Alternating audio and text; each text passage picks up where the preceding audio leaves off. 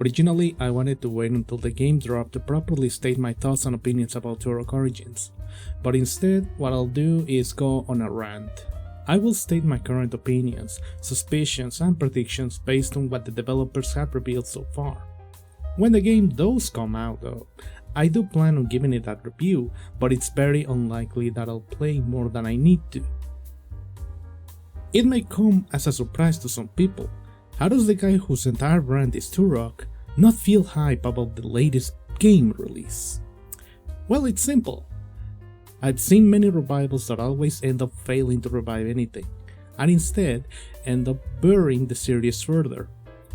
The AAA video game industry isn't something I trust at all because of that game from 2008. Yeah, that game is the reason I don't trust the industry and will likely never trust it again.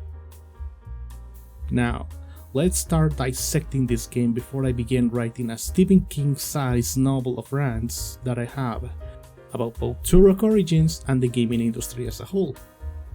We're gonna start by frying the smaller fish and work our way up. Graphics in video games are the technology behind the visuals. How many polygons a model has, how many things you can cram on screen before you start to see dips in the frame rate, how many particles and effects you can generate before a console or computer begins to beg for mercy. On the technical side, Turok Origins has impressive graphics, which is to be expected from a game made in the Unreal Engine. I look at those graphics and my monkey, or I should say coyote brain, releases a bit of dopamine, and that's fine. Who doesn't love technology? That said, the rest of the graphics, the visuals, are extremely underwhelming, at least in my opinion, and that comes down to the art style. The art style in Turok Origins looks very generic. A very generic and bland take on science fiction you've seen time and time again. Stick with me, because this is very important. Acclaimed Turok games had an art style that was dictated by the limitations of the time. These limitations didn't stop the artists from bringing unique and interesting visuals to life. They were challenged into creating something that stood apart from its peers. Even though the technology behind the graphics is really primitive compared to something from the current year, you can still tell what everything is thanks to the texture work the artists did. Enemies stood out from the environment, and every environment looked unique and interesting. It made you wonder what was further ahead beyond the fog. Each level in the first Turok game had its own identity, despite suffering from copy and pasted environments made with a limited pool of assets. This is a jungle, these are ancient ruins, this is a volcanic valley, this is a super secret fortress of doom. The same thing can be said about the enemies. This is a guy with a gun, this is a barbarian making a funny face, this is a dinosaur, this is a crab monster. And that is just in the first game. The sequels got only better. Arguably, the one Turok game with the weakest art style is Turok 3, at least within the acclaimed titles. And even then it began to stand out once they let the artists go wild with the lost land environments and enemies. Hell, Turok Evolution goes even wilder in the art department when you think about it. Every enemy, every entity, every environment is so visually distinct from one another that I can probably flash screenshots of that game and you will immediately know what chapter those screenshots are from, like even down to where that screenshot was taken. Now, let's take a look at the visuals of Turok Origins. Oh my god, what the hell is going on here? Why does everything look so oversaturated? Why do the enemies blend with the environment? Why does everything look like it's made of plastic? Why do the characters blend with the environment? Hell, why do the characters look like this? This isn't an engine issue. This is an art department issue. The art style is just off. Like they took assets from the Unreal Marketplace and only slightly edited them. The art style in Turok Origins is extremely safe, generic, and worst of all inoffensive. So let's go back to one of the previous questions I asked. Why do the characters look like that? And yes, this is still an art style issue, so stick with me while I rant about character design. Now look, I'm not an artist, My art skills are limited to making funny doodles, and these doodles were made like 2 years ago.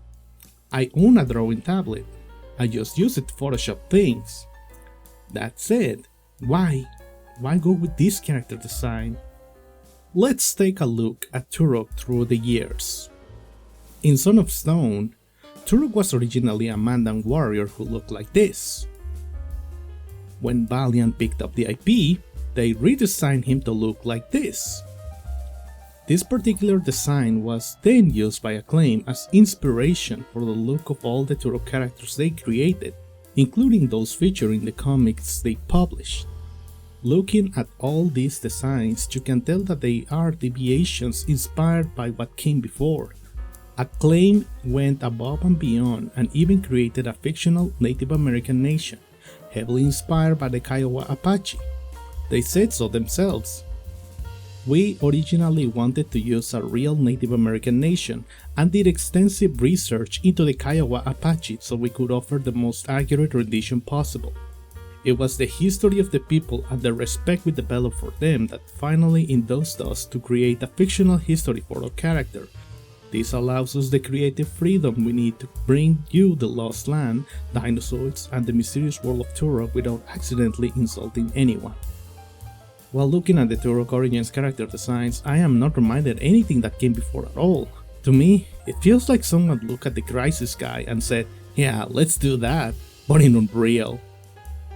They took the mysticism out of the original character design and replaced it with mosh, generic science fiction mosh.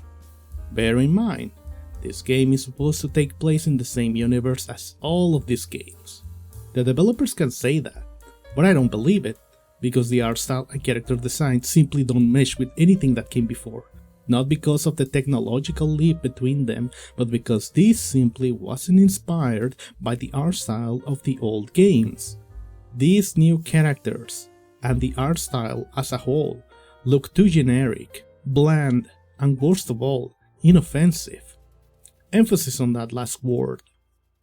Somewhere in the pipeline, some soulless executive told the art department to tone down the originality because it might offend someone. Imagine if, during the Renaissance, some aristocrat told Da Vinci not to paint the Mona Lisa the way he did, because some guy on the other side of the world might find that painting offensive. This is the world we live in, by the way.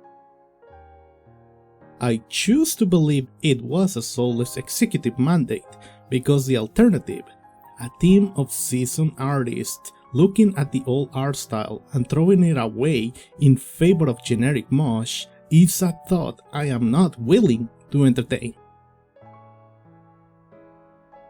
What is the Lost Land? To answer that question, we are going to look at what was established in the previous video game entries. Why, you ask? Because Turok Origins is supposed to be a prequel to those games. The Lost Land in the Turok canon is a shapeless landmass of infinite size.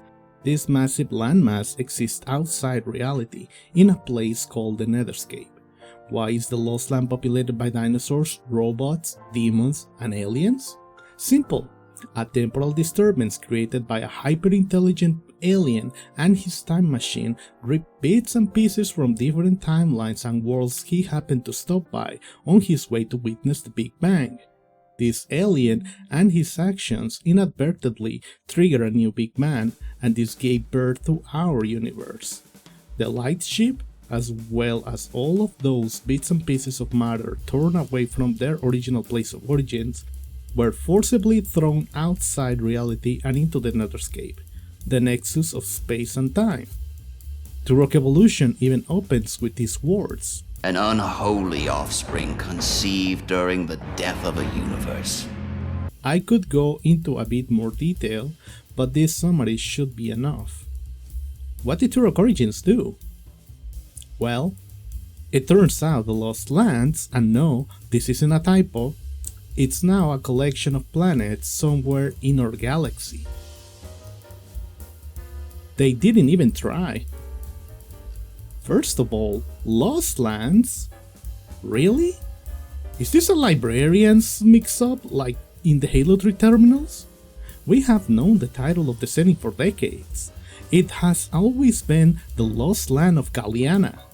This title was established all the way back in 2000, in Turok 3, hammered home in Turok Evolution. Second of all, planets in our galaxy? Why? This change contradicts what was already established in the previous entries. Any excuses you come up with or to defend or justify this change will be panic-fueled course corrections, all because you didn't bother to look up the definition of the thing you're writing about. It honestly feels like they asked Copilot, not ChatGPT or even Google Gemini. But the Lost Land wasn't the Turok video games, and it spat out the most generic definition it could think of. I didn't know where else to put this in the video, so there's this bit from an article by The Gamer, which I'm just gonna read in full.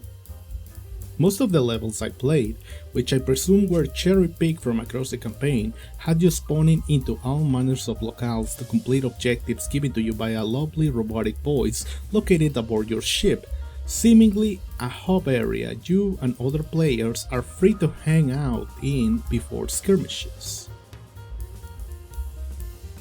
A spaceship that you hang out in before skirmishes, where you can travel to one of the many planets featured in the game. A place where you will probably edit and unlock new things before a mission. Where have I seen that before? It's almost on the tip of my tongue. It almost sounds a bit democratic. I'm sure it's just my imagination, but I swear I've seen this before. Now, you may not care about this change, but I do. Turning the Lost Land into a collection of planets somewhere in the galaxy destroys the mysticism and uniqueness of the setting. Why is Talset fighting dinosaurs in the ruins of an ancient civilization? Well, it's not because he's trapped outside reality and time. It's because he's on the jungle planet that has dinosaurs and Mayan temple ruins, that is located in the Milky Way, for some reason. Why is Joshua fighting humanoid dinosaurs in a city next to a toxic river? It's not because he's fighting for the remnants of a fallen civilization that exists in a realm outside our reality, trying to prevent the destruction of our universe. It's because he's on a planet that has a city next to a poisonous river, and is being invaded by humanoid dinosaurs, for some reason. What's that? Danielle and Joseph are fighting mutant creatures in a city literally being torn to pieces in the not so far future? Sorry buddy, I think what you mean to say is this. Danny and Joe are actually on a completely different planet, located somewhere else in the galaxy. It's not even Earth anymore, it's just another boring rock that happens to have a slightly advanced human civilization, for some reason. Come to think of it, did Turok 2008 even have an area called the Lost Land? I don't recall anyone in that game at the very least acknowledging the setting. Like, give me something to work with, a funny line or a bit of dialogue. Hey Turok, it appears this planet is a lost land of some sorts. What do you think? That would have made that game a bit more memorable at least. Contact me Disney, I have some ideas.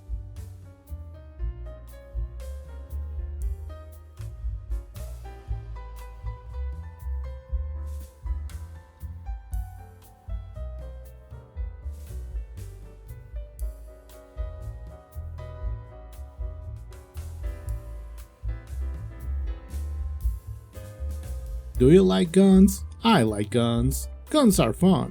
Or at least I think they are. I wouldn't know. I live in a blue state. This isn't my prediction about what guns will be in the game or how they will feel when you use them, but rather how many you'll be able to carry. I'm gonna be honest, this game looks like it will only allow you to carry a total of 3, maybe 4 weapons. 1 primary, 1 melee, 1 sidearm, and 1 heavy weapon. And lastly, 1 hero ultimate, like this is Overwatch. Oh, sorry, correction. 1 DNA superpower. Still the same thing by the way, just a different name. I hope you weren't expecting to be able to carry all weapons in the game at all times like in the originals, because this is likely a repeat of Turok 2008. Also, DNA powers? Since when did Turok deal with DNA superpowers or DNA anything? Is this the unofficial sequel to that Predator movie from 2018? Are dinosaurs going to weaponize autism now? This is supposed to take place in the same universe as these games, by the way. Games that let you carry an entire freaking arsenal on your back without breaking a sweat. Acclaim even came up with a lore reason for being able to carry that much firepower. It was that magical bag of holding called the Light Burden. I miss old Turok. Good thing a different studio was able to give those games the love they deserve. No, but seriously, DNA superpowers, where did that come from? Jesus Christ! This is the part of the video where I share my suspicions about this game, from its inception to the reason behind changes to the already established aesthetic and background lore. So put on that tinfoil hat, we're breaking into Area 51. This was brought up by one of my YouTube subscribers while I was streaming Turok modding. Vlog. And the more I think about it, the more it makes sense. This game did not start as a Turok title. It was a collection of ideas and concepts that developers were prototyping with no brand attached to them. This is how most games are made, by the way. You start with a bunch of ideas, concepts and prototypes, and then slap a brand to them. At some point, while the developers were prototyping ideas and concepts for this unnamed title, a Saber or Universal executive came into the room and said, "Here's the Turok label, make a game for it." And so the developers took what they were making and slapped the Turok brand onto it. This explains the radical shift in both the look and feel of the game. The reason the game is a third-person cooperative shooter is because it started development as a third-person cooperative shooter. The Turok label came after the fact, not the other way around. Many fans have asked for a Turok revival for years, since Turok 2008 failed to revive the series. This revival isn't what many of us had in mind. Most fans were expecting a Doom 2016 style of revival, a single-player focused shooter that pays respect to the games that came before it. This isn't what we asked for. It's like going to a pizza place and ask for a cheese slice, only for the chef to pull off a piece of pita bread dipped in tomato sauce and topped with American cheese.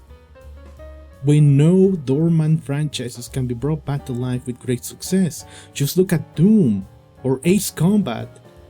A game that harkens back to old school design can work in the modern age, as long as you have a team of developers who care about the project they're working on.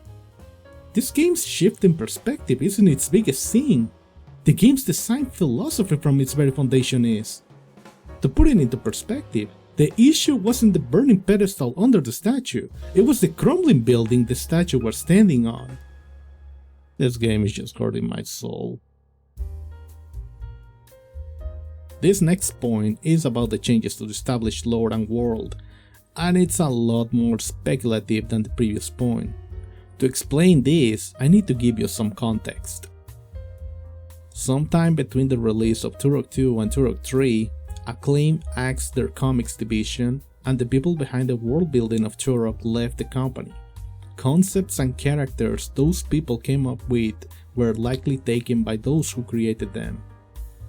In 2004, Acclaim went bankrupt, and all the intellectual properties they held went on sale and were bought up by anyone with the money and interest in those properties.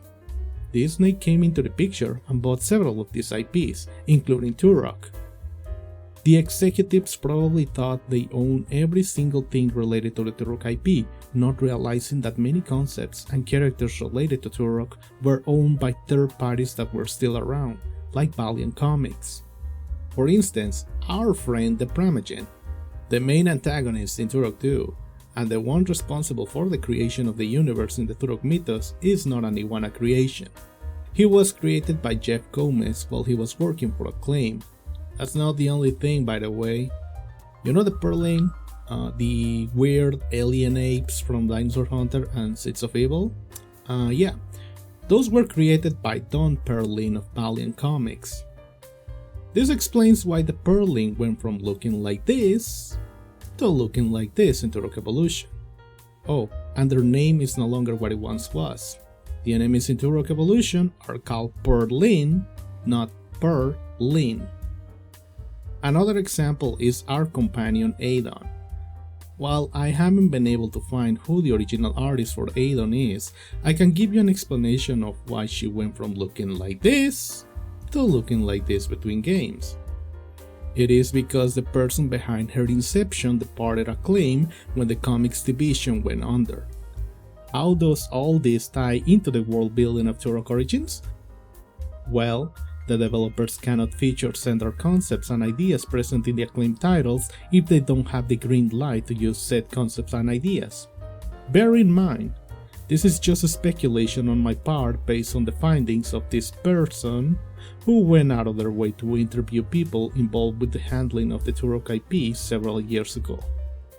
The actual reasons behind the changes are probably way more grounded and boring, and that's actually a much scarier thought, because it means the people behind this project went out of their way to change something that was unique, weird, and inspired, and turn it into something generic, bland, and inoffensive.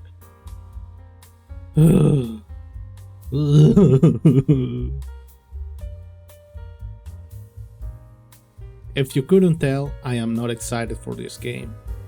I wasn't excited when it was leaked on the Epic Games database. I wasn't excited when it was revealed on the Dorito Pope show. I'm not excited now. This game, to me, looks like yet another soulless revival. Something the developers were contractually obligated to make, not because they want to make it, but because they want to put food on the table. And that last part isn't a bad thing. We all have to put food on the table somehow. I just wish the Turok IP wasn't being handled by executives who care more about line going up than creating something people want to play. Anyway, these are my thoughts and opinions on this new Turok game. What do you think?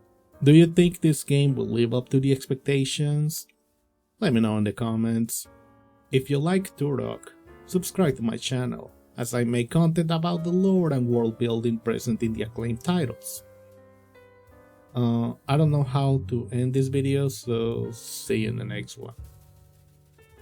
Crap, I forgot to talk about the rumors of it being an always online title, or how the third person and first person perspective toggle is probably giving the developers many issues, since they've been radio silent for good chunks of time between the reveal and the Gamescom demo.